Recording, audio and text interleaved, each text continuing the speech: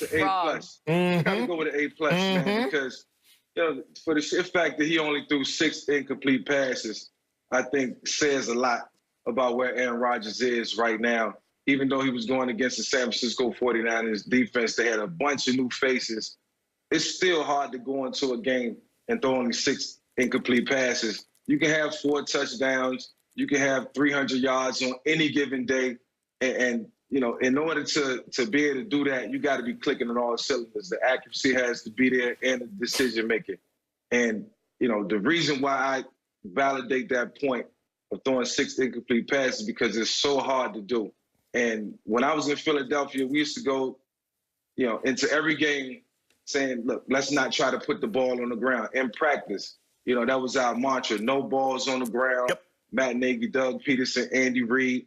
We live by the Troy Aikman rule. We heard all the legendary stories about our great colleague Troy and how the ball never touched the ground in practice. Unfortunately for me, it didn't always work out that way. I had my days, but in order to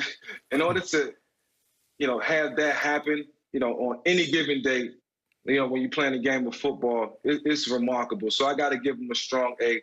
And Aaron looked like he was clicking on all cylinders last night, as well as the rest of the offense. Yeah, you heard it, man. Skip, you see what you got? Are you going A+? Oh, of course, absolutely. Mike, you said he had only 6 incompletions, actually out on the 5 because Valdez Scantling dropped one on the 3rd down. So he really should have had a perfect QB, a quarterback rating had it not been for Valdez. And did Aaron let him know it? Yeah, long glare? Yes, he should have let him know it, Skip. Quarterbacks, Mike, check this out. Quarterbacks have started a total of 240 games this year. 3 of them have thrown for 300 yards, 4 touchdowns, and 80% completion percentage. Aaron Rodgers has 2 of those. There have been 240 times.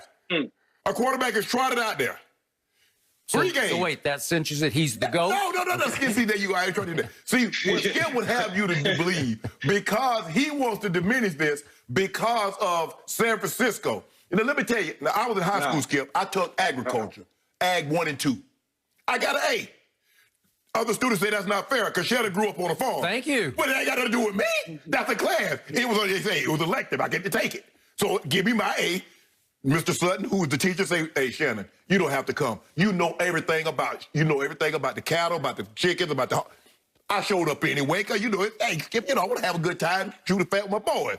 It does not matter that he wasn't playing a top-notch team. It's still hard to do what he did. Y'all make it seem like everybody in the NFL, the Steelers or the Chiefs or the Seattle Seahawks, they're not. There are other opportunities that a quarterback could have done what Aaron Rodgers has done. Russell Wilson is the only guy. He's also in the MVP. I believe he's leading the race. So for me, Skip, the combination for him and Devontae, what he was able to do, and that's what you do when you play a team like that. You don't fool around with them. You let them know it's not your night. It's going to be, we're going to end it for you quickly. There's nothing like, you don't want nobody to suffer. You don't let them suffer. Skip like, oh, we got a chance to win this thing in the 4th quarter. No, it was over in the 1st half. And that's what you do. A+, virtuoso, magnifico. Okay, my turn. I'm going to give both of you this. I am going to also give Aaron Rodgers an A+ for last night's game. What? But I knew it. I knew something was coming. In degree of difficulty, on a scale of 1 to 10, that degree of difficulty was a 0. To use your school analogy, Mr. Sharpe, it would be like taking a 6th grade honors student and giving him a 1st grade test. Well, he's going to ace it. Wait. Aaron Rodgers was playing a practice squad last night. He was. The 49ers last night had $80.8 million on either injured reserve or the COVID list. That's how decimated they were. And what do I always say about Aaron? Oh, he can front run with the greatest of them. He is the LeBron of the National Football League. So last night, he's showboating and hot dogging. He's doing it all. He's flipping those passes with twirling his foot when he throws. God. The one to Devontae for the first touchdown, he's kind of like styling it, like, I got this. Yes. Watch me put on a show. They're not the 49ers, they're the 29ers. They're about half of what they used to be. And yet, when the chips are down now, when the degree of difficulty goes up to 8 or 9, what have we seen so far this year from Aaron Rodgers? What happened at Tampa Bay? Whew, he threw almost 2 straight pick sixes, and he folded. And he didn't score a point for 3 quarters. And I said, where are you, Aaron? Well, when the going gets tough, the tough get going back to Green Bay. He's ready to go home after a quarter. Well, I'm sorry. He was already home. He was in Green Bay. No, okay. He was. Oh, no, that was in Tampa. I think you're talking about Minnesota. Okay. No, well, then Minnesota, his team didn't show up, and he didn't show up for that game. And then we go back to those 2 49er games last year when they were at full strength, and he had a QBR of 13 on a scale of 0 to 100 in the first game, the Week 12 game, threw for a grand total of 104 yards. And then in the NFC Championship game, he threw 2 picks, fumbled 3 times, lost 1 of them, had a QBR of 23. So 99 last night against the 29ers and 13 and 23 QBRs in those 2 wipeout losses last year. That's Aaron Rodgers. All I know is he's had 6 games of 87-plus QBR. 6. How many you got? My guy's 6-2 on the way to the Super Bowl. What's That's my guy? all I know. Hold on. If I'm not mistaken, let me look at Green Bay's record. If I'm not mistaken, as I look at that record, they're 6-2 also. Oh, okay. So, Michael, I got to ask you this. I have made this case all along. Aaron Jones is sort of the unsung MVP of the Green Bay Packers, and I did not think he was going to play last night. And a shock to me, not only did he play, but the first 4 plays of the game were Aaron Jones plays. He set the tone. How valuable is he to Aaron Rodgers? He's very valuable due to the fact that he's a dual threat. You know, he's not just a runner that's just shifty. When you get him in space, I mean, you can do a lot of things with him. You can flex him out. You can put him in the slot.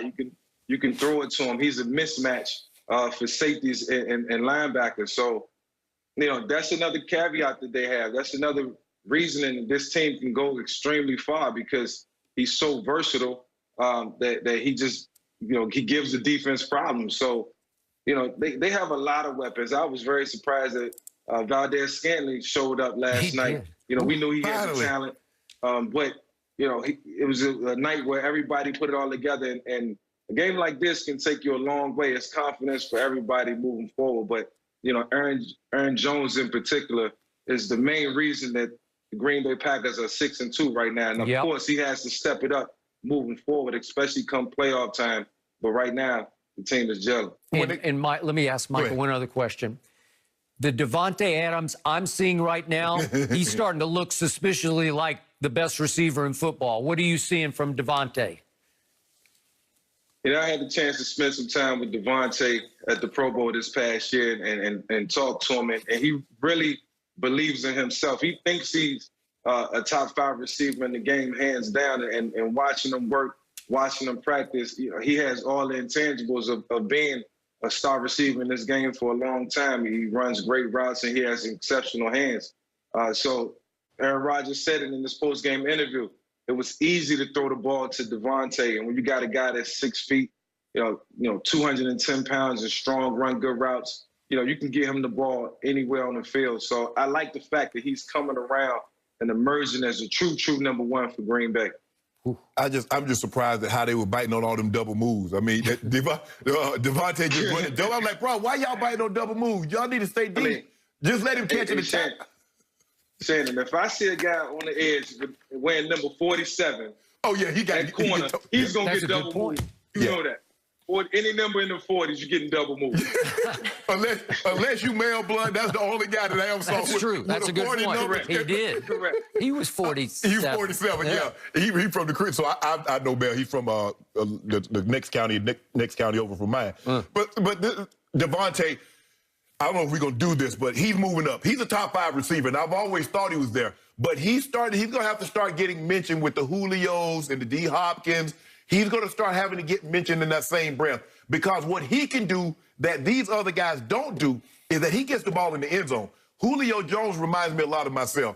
I was a guy, Skip, I'd have 10 catches, 180 yards, and no touchdowns. And then I look at Tony. Tony had like 6 catches for 70 yards, and he got 3 touchdowns. I'm like, well, how did Tony Gonzalez. Okay. Or I'm looking at Gates. I'm like, how did he do that? I got all these yards. They got all the touchdowns.